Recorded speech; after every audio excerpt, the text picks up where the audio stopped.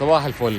المبنى اللي ورايا ده يا جماعه باركينج متعدد الادوار، اسمه باركينج فيكتوريا ايجو في منطقه اسمها سان ميشيل في بوغدو، منطقه في وسط البلد معروفه جدا.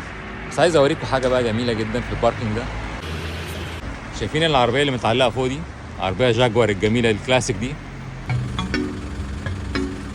العربيه دي مش عربيه هتقع ولا حاجه، العربيه دي ديكور. تعالوا بقى نطلع الباركينج افرجكم على العربيه من فوق شكلها عامل ازاي.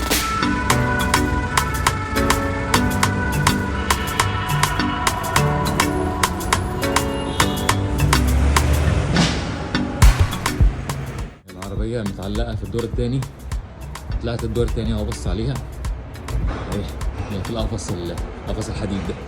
طبعا العربية متثبتة كويس جدا عشان ما تقعش، بس فكرة ظريفة بصراحة، عجبتني جدا يعني.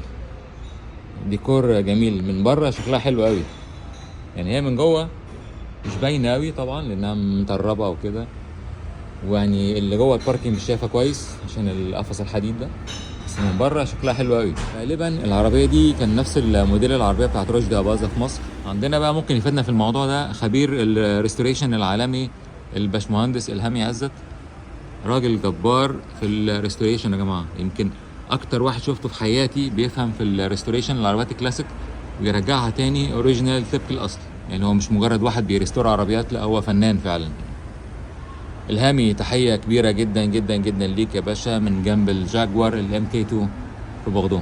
معلش على التصوير السيء ده، كان نفسي يكون التصوير احسن من كده، بس الكيدج الحديد ده مبوظ التصوير بصراحة.